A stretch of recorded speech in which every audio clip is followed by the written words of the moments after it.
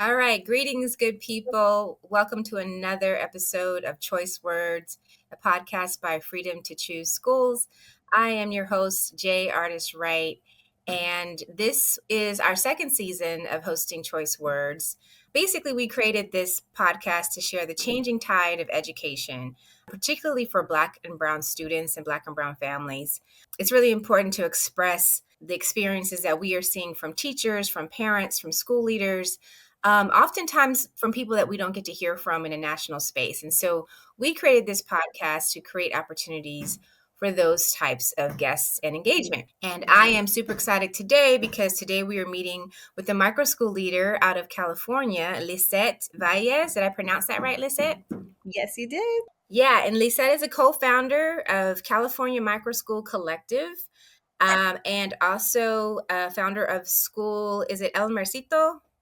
Exactly right. Yes. This is another opportunity for us to talk about micro schools, another opportunity to learn more about micro schools. And I also want to share about an interesting thing that Lisette is doing, because being the founder of a micro school collective in California has a unique set of challenges that we will get into. But before we get into that, let me tell you a little bit more about this fabulous person. So Lizette is a visionary educator, Latina leader, a co-founder of the California Micro School Collective, founded in 2024. In her early days, she was a middle school, high school teacher, organizing one of the largest free virtual summer camps in the U.S. during the pandemic. She is also an entrepreneur fellow from the ASU Prep Micro School and a Vela Next Step Getting Smart Learning Fund grantee. Her work has been featured in Harvard's Emerging School Models Conference, the 74 million media, Cato Institute, and more.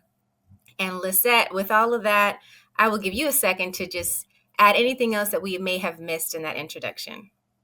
Absolutely. At the core, really, I am a homeschooling mom. I created a solution that I needed for my son, and I'm so grateful that others asked if they could join in the mix, and here we are.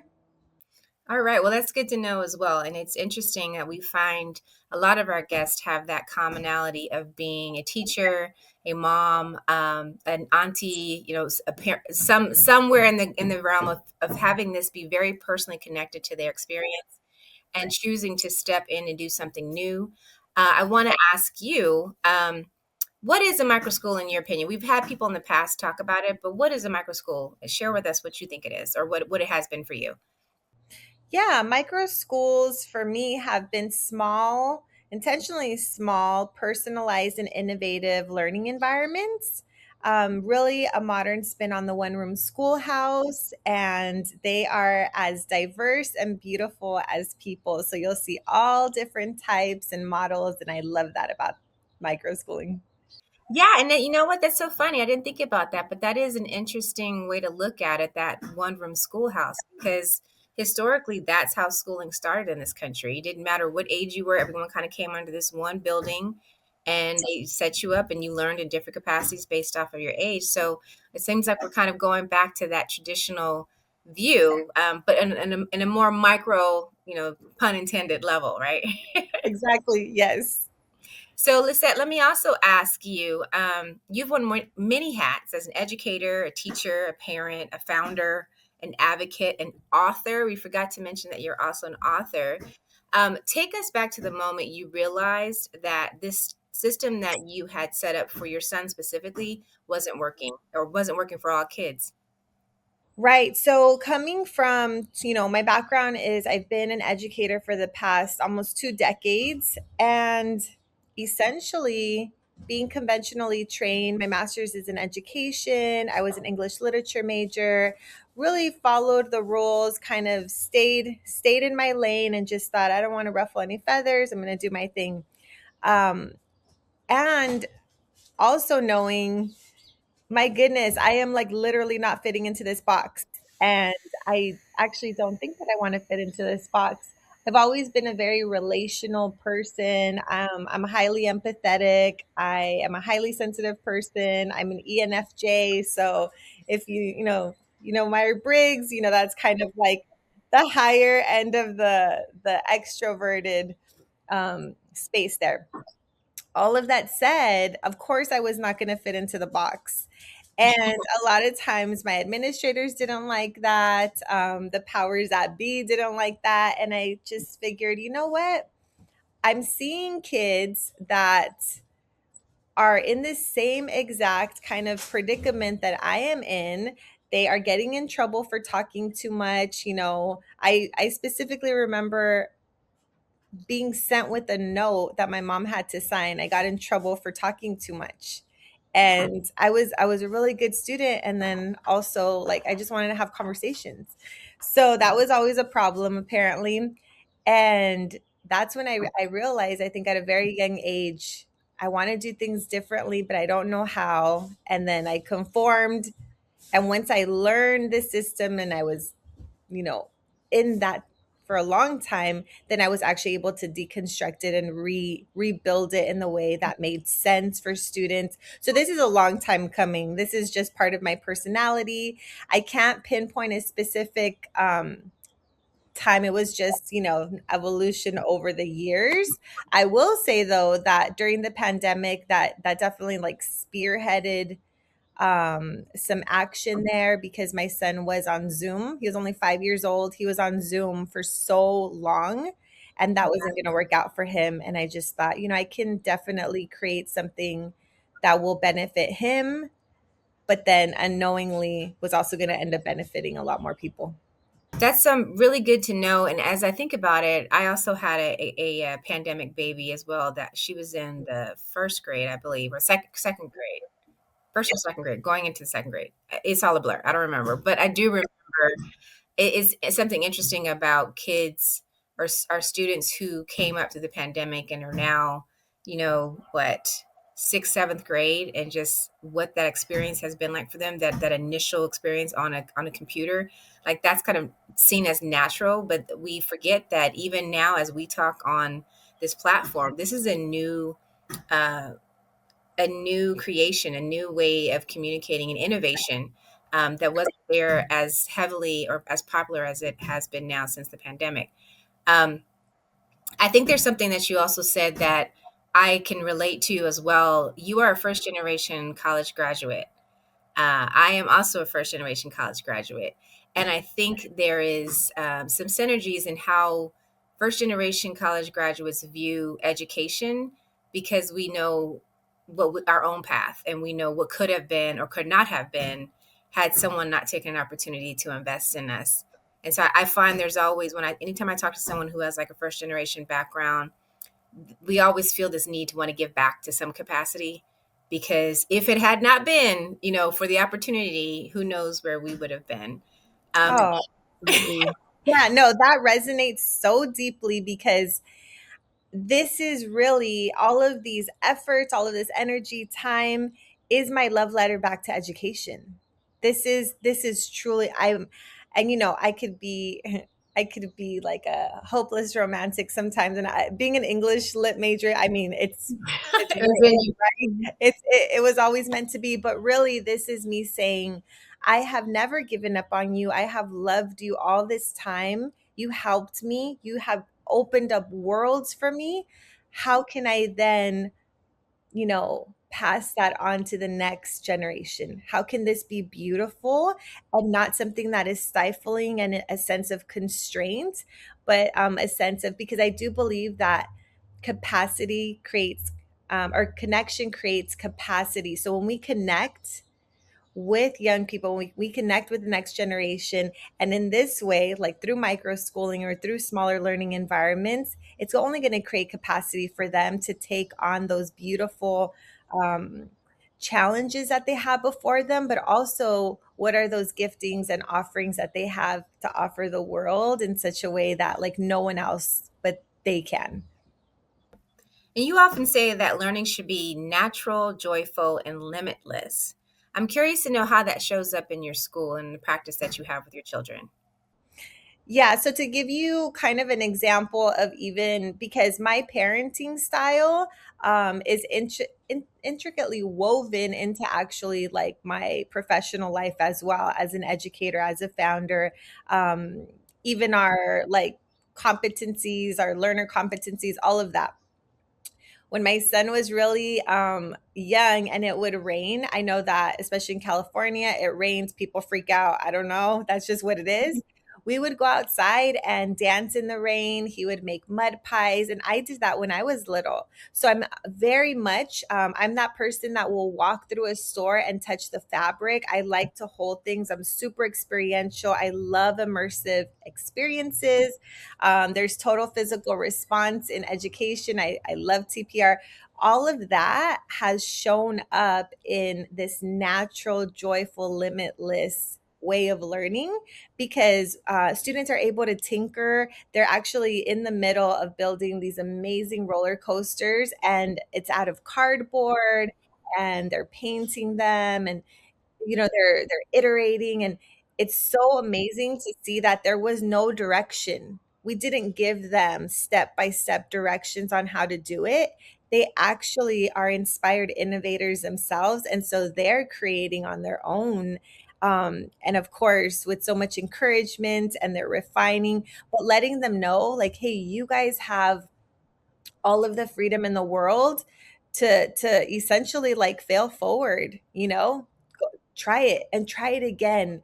So that's how it shows up, and there's a lot of onus of their own education, a lot of ownership that they have, because they're able to choose their purpose projects, their passion driven projects. We ask, what sets your heart on fire, what brings you joy, and we move full force in that direction.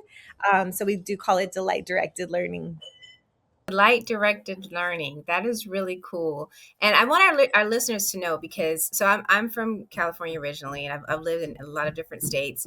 And I've noticed, being back east and being in the South, people always look at California girls as, oh, you guys are just so earthy, you're so spiritual. But the reality of it is that, like I said, you are a scholar. You did research back learning on this.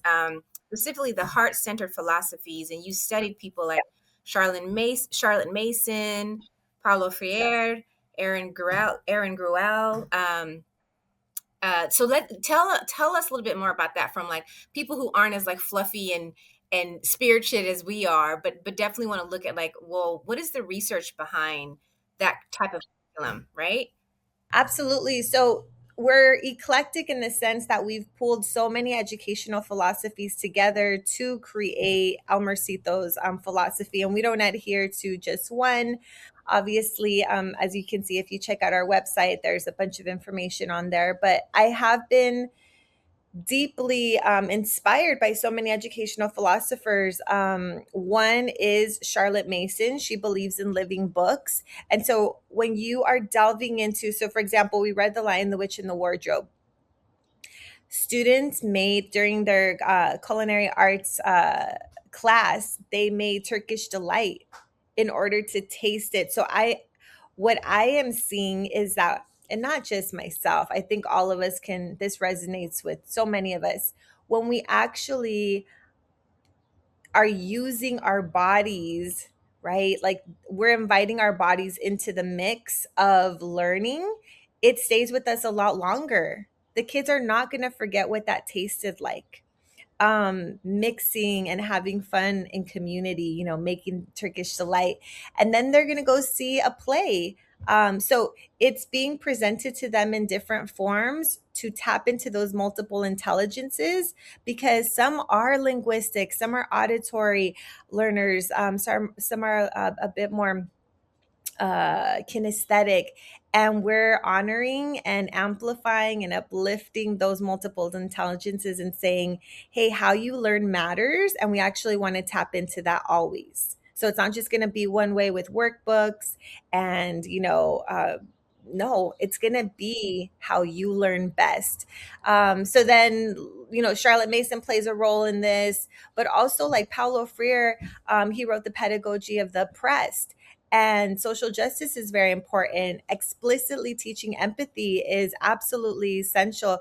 I've been hearing this term a lot, toxic empathy. Like toxic empathy, maybe it's actually necessary empathy. I think there should be a book written about that, necessary empathy, because what we're seeing right now play out in real time is that due to a lack of empathy and understanding and compassion, uh, those who ought to be role models for our children actually are not. And so then we have to step up and we have to create environments that are safe, where there is room for connection, where there is room for growth, so that they can flourish and know that they are incredibly loved, seen, valued, understood, known, all of the above. But yeah, I think that's very important. And one kind of last piece, there's so many aspects to the educational philosophies that we absolutely love, but we're also a trauma responsive and emotionally intelligent micro school. We adhere to these wonderful reparative teaching practices. I'm also a foster adoptive mom. And so pulling in those pieces, I'll give one quick example. We were fostering a little boy. He would say that this water bottle is not yellow, that it's actually, green, or give me another color. And I was super confused why the need to kind of contradict. I just was not familiar with that. And come to find out that that's actually a really intense trauma response when the mind is so chaotic and there's so much going on and there's so much disorder. The need to bring order is so great. He had to make sense of something, and so in his mind that had to be green. And I stopped saying that this was yellow. Okay, it's green. And once that happened, he actually had more felt safety and connection. And then he finally, after about a year, he finally was able to have his nervous system regulated and a bit more calm and say, okay, yeah, like it is yellow. And there wasn't that fight and that struggle. And I see that in students. We have a lot of system impacted youth. We have a lot of kids that have come from academic trauma, from being bullied, that attend our micro school. And knowing full well that this kind of, top down approach, this authoritarian way of being, that's why we've even moved away from, and this is going along with Montessori, moving away from this teacher mentality to more of a guide mentality. We're walking alongside of you and we're older. So the hope is that maybe we're wiser, right? And we have something to offer. However, they are not, empty vessels that we're pouring into. That's not how we see our learners. If anything, they already have everything within themselves. We're simply just lighting a fire within that. We're sparking what is already there, what has existed from long ago. So, you know, thinking about these trauma responsive and reparative practices, seeing all of the research that it's always going to be connection over curriculum. It's always going to be relationship over rigor, and I think that we have it backwards. I think that we lost that along the way. We lost the humanity along the way, and that's actually what we're trying to bring back and say this is not an afterthought. Your mental health, your social emotional well-being is an intricate part of all of it. So it really connects fully in a beautiful way. Yeah, we so Freedom to Choose Schools, every year we do a polling, and it's specifically for Black and Latino. We do it for voters and we do it for parents. And for the past 2 years, we've seen a commonality in which you just named, and that is that Black and Latino families look at education differently. And some of the top three things that we often find that do not get as much value or as much credibility is safety, for one, which I think all parents across the board are doing that, but not just safety from the sense of like, is my child safe in this school building, but my emotional safety. Do you care about me? Are you listening to me? And am I being seen and heard? And then the second thing is racism is a huge issue. A lot of us just feeling like our identity has not been important in our educational process. And so learning has not we've not been able to correlate learning with our identity. It's actually they're supposed to be separate.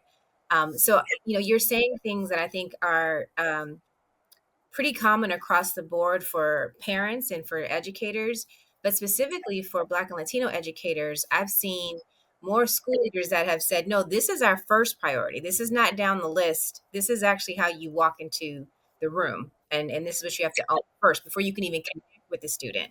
Would Oh, you? 100%. Yeah. 100%. I would say that this has been considered an afterthought, right? SEL classes somehow embedded into all of it. Maybe a couple minutes here and there. No, it's a way of being. It's the culture of our learning environment. This is a part of who we are, and I think that's why explicitly teaching empathy is so important. And I know I mentioned that previously. However, I think it bears repeating because there's this, you know, kind of, I want to say it's a pretty common thought that this is just happening. Like kids are just learning empathy, right? We tell them be kind. Right, instead of actually showing it and acting it out in a way that becomes natural to them. Yes, a lot of people do. You'll see it on walls.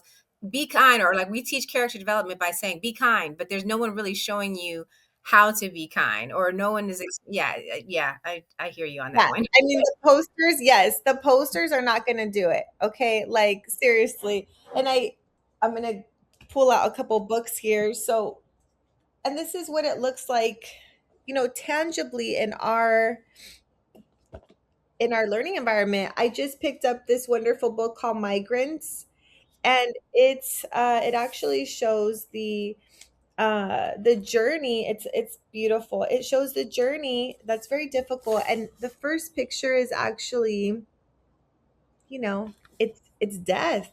It's death that is following these migrants. I'm so sorry that it's blurry because it is dangerous, and I think that calls for us to bear witness to the struggle that so many have gone through. And there's this wonderful author, Anne Voskamp. I absolutely love her, and she says that there's a need to bear witness with our witness. And I love that play on words because we are saying, hey, we are with you. And our black and brown community is going through it, and holding space for that and saying, hey, this is a confusing time. And kids are trying to make sense of it, adults are trying to make sense of it. And when we have safe spaces for those questions to be asked, for conversations to be had, for the tears, for the hope, for reading books like this is, resist, peaceful acts that change our world.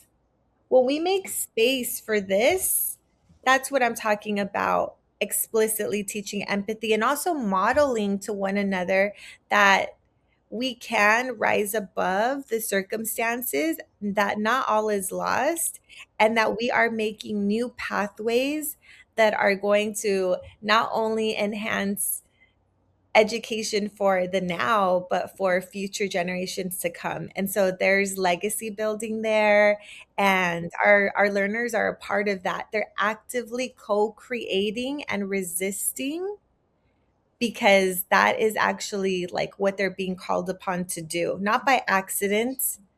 This is their time. So I think reframing that, not romanticizing it at all, but reframing it, and there's an empowerment there, that is, I just, yeah, it's hard and it's holy and it's beautiful.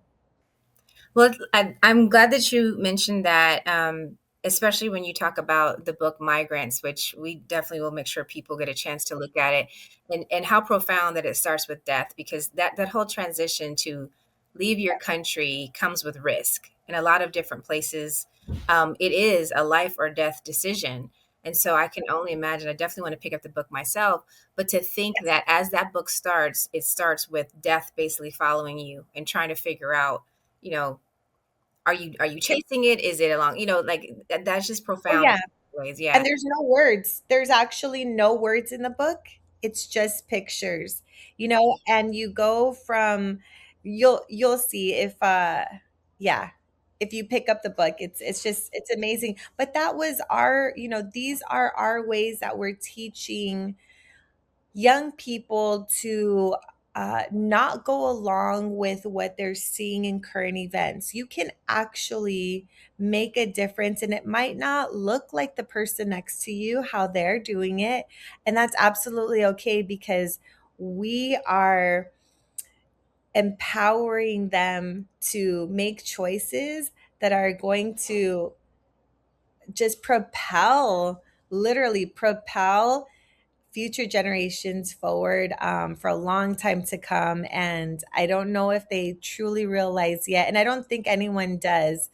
It's like the growing pains of innovation, it's like the growing pains of progress. When you're in the middle, this messy middle that we're in, it could feel very Chaotic. jarring. Yeah. Hmm. Yeah. And so letting them know this is not normal, and in so many ways, this is this is kind of the path that we have seen. This is the historical pattern. Yeah, and I think that's also true, just again being people of color, right? Like most of the times we have to constantly thrive through some level of adversity. It's like it's a part of the process. It comes with the territory. And you're right. Like you don't want to normalize it, but you just want to own it and be able to give people coping skills and opportunities to understand and describe what they're feeling and have some tools to be able to go through it. I want to pivot because the California Micro School Collective. I want to talk about that because when I heard that you started this micro school collective in California specifically, there's a lot of political chaos and volatility in education in California. The teachers unions in education have been seen as one of the most bullish unions on public education versus charter versus any type of alternative teaching. And so I'm just curious. I want to know first. Let's let our listeners know what the California Micro School Collective is, and then I have some questions about like how you've seen that kind of evolving from a perspective of being in a state like California. Sure. Well, the California Micro School Collective is a community of practice, and there's several founders from California and even beyond. And essentially, we come together and we problem solve some of the greatest barriers that we are facing. And not only that we're facing, but others in non ESA states as well. So, to clarify, non ESA, it's like non educational savings accounts, things like that. Essentially, like states that have no school choice. Or, you know, for us, it's very much seen as we are siphoning students away from public schools.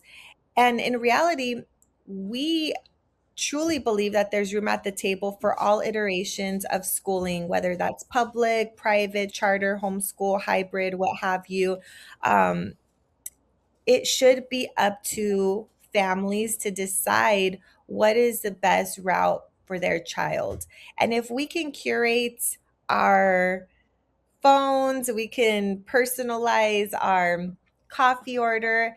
Why not be able to personalize our children's education?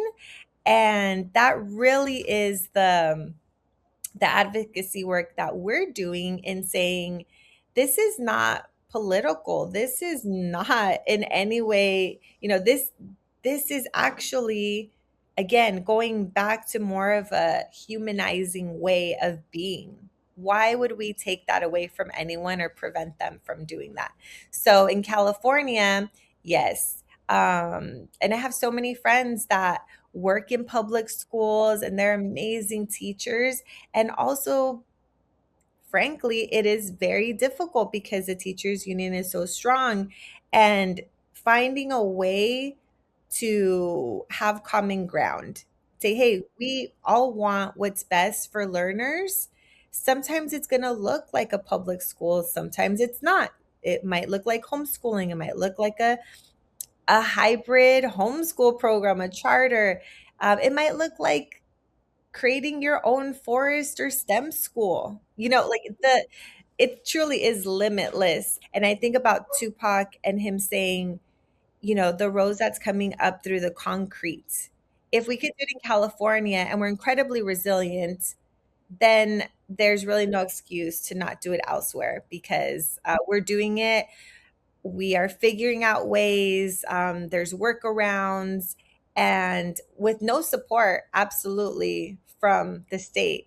And for now, um, for us, is it difficult? Yes. But does it have to be okay? Sure, for the moment. But I do see at some point in time, maybe 15, 20 years from now, maybe there'll be more options. But for us, we're actually founders, we're doing it, and we're not waiting for policy to catch up with people's courage. I love that. Not waiting for policy to catch up with people's courage. That's awesome. I, just like I said, I lived in California. Actually, lobbied a lot for alternative schools, specifically charter schools. I am myself a product of public schools, and one of the things that I often found myself asking the question was like, why is there such a volatility towards education? And it narrows down to two things, in my opinion. The teachers unions are there for teachers. They're there for job security. They're there to make sure that, this pipeline of employed professionals have the capacity to continue to learn. And like you said, being a former teacher yourself, that's actually needed. We value that because we know that the teaching profession is one of the most honorable professions there are, and actually one of the most less compensated, as in comparison to what it should be. So no shade to that, but on the other side of that coin are the students and what's happening to students. And I found that people who go outside of the traditional system, they are doing it because there's something happening to students. And you named it earlier, the different learning styles, having individualized learning plans, looking at curriculum differently. Unfortunately, those are things that I feel like the teachers unions and the political conversations that we have, they don't pay attention to that. They're looking very high level at like the system and the structure of a school, and not connecting that to the are our children okay, and if they're not okay, are we providing them enough options outside of this one so that they can be okay? It shouldn't be like, oh, it sucks for you if you didn't get that opportunity, you know what I mean?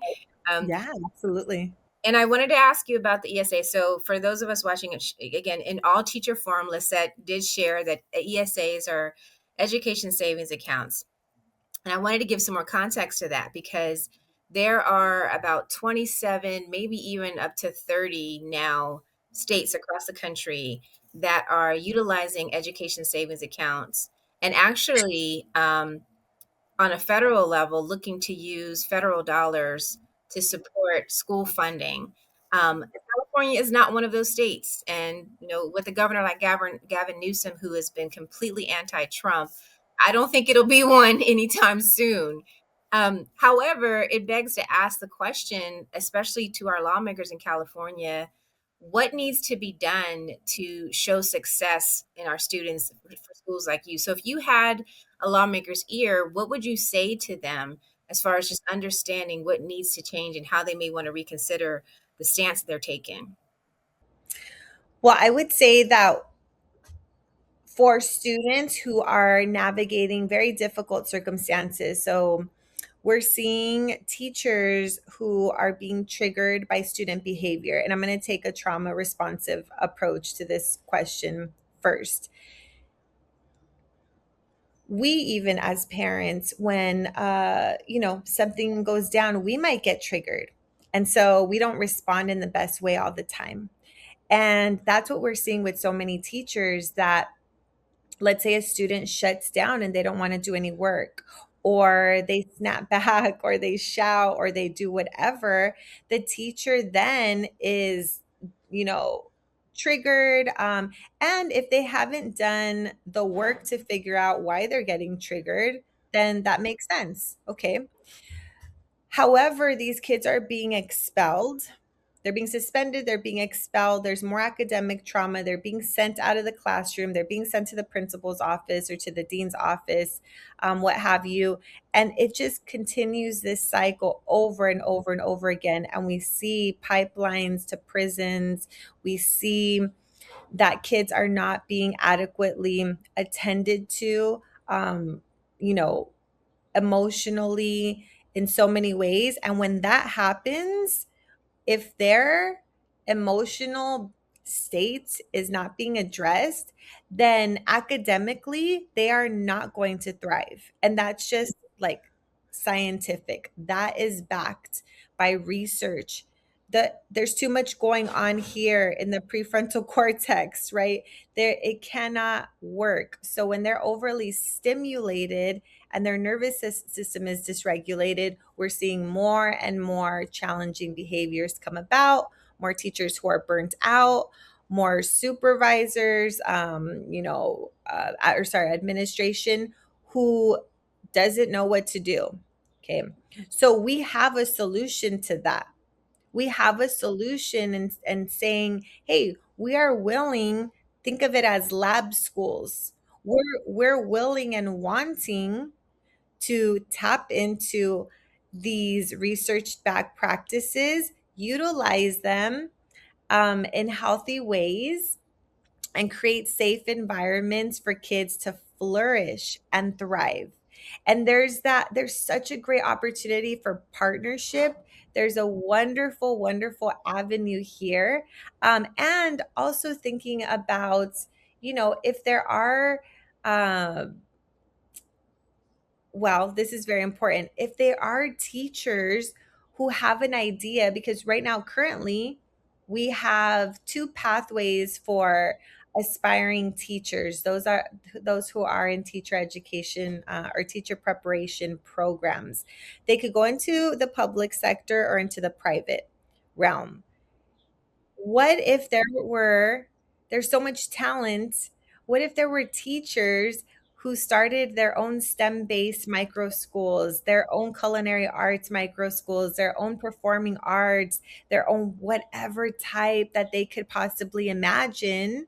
And then it would be so incredibly personalized, and the diversity would only continue to grow. And I truly believe that when we allow for teachers to flourish, for learners to flourish, then I mean, it's a lot easier to for those who are administrators, because there's not going to be all this back and forth of possible burnout. So for lawmakers, for policymakers, if you are able to listen to the folks who are on the ground, listen to those who are in the trenches, because this is not like woo woo. This is us saying, hey, we are seeing a real shift with data. We have less panic attacks. We have less depression. We have less self doubt. We have more empowerment. We have more flourishing that's going on as a result of us just narrowing it in, focusing in on those students that we have before us, personalizing education, innovating and innovating, not for the sake of innovating, just we're innovating because we're being informed by the data and by our learners. And so innovation naturally happens. And the innovation will not be stifled because of the policymakers. I have to say that too. The innovation will only continue. Will they help us speed up the process? Yes. And will it benefit others greatly? Absolutely. So, I mean, do we need policymakers? Absolutely, 110%. And then on the flip side, we're already doing it. Yeah, very good point. It's like regardless if you're there or not, it's already happening, and we're seeing especially an uptick in micro schools and homeschools again from communities of color since the pandemic, because parents and educators who have had burnt out are like, I'm burnt out in this system, but I still want to be an educator. I still believe in humanity and the power of the freedom that we get through education. So let me try it in another way, which is where that innovation comes in. I wanted to ask you one final question. We have the thing that we do here at Choice Words is the title of this is choice words, in the sense of having the choice to choose whatever school option that works best for you, or whatever an environment that you choose to educate your child in. But also choice words in the sense that sharing words of wisdom. I would love for you to leave our guests with one final word, or choice word that they could just take away from listening to you and hearing your story. I would say flourishing is my word to share. I do think that we're in a season of immense flourishing. And while things could look not great sometimes in terms of everything going on in the realm of school choice, there's so many opportunities that have never been available to us until now. And I think about all of the options that you would have for restaurants. If you could open up your mind and think of all of the possibilities, how many schools, how many learning environments, how many pods could there be that have never ever existed before that can come about because you dared to imagine, because you dared to dream about what was possible? And if we live in that space of possibility, I think we're going to be okay. I love that. I love that. Well, listen, Lisette, it has been a joy and a pleasure to hear your story, to learn about all the amazing work that you have been doing. This is our first time connecting, but not our last, because I definitely want to hear more about not only the collective, but Ellemercito Micro School, as I'm sure it'll stay small, but it will continue to grow. So thank you so much. And thank you for our listeners for hearing Lisette and her story. Please support her and her work. The California Micro School Collective, as we mentioned, is one of few institutions across the country that is not getting the same level of support that it probably should be, as in comparison to some of our states where micro schools, homeschools, and different alternative models are being more regularly embraced. So we want to support you. We want to uplift you. You're already the most positive sunshine and joy that I've seen today, and I appreciate that. And it's just continue to do the good work that you're doing. For those of us listening, thanks again. This is another episode of Choice Words, where we are talking about the different intersections of education, the possibility when we innovate, the joy, the laughter, the emphasis and intentionality around focusing on students instead of systems. I thank you so much for joining us. I'm your host, Jay Artist Wright, and we will see you next time.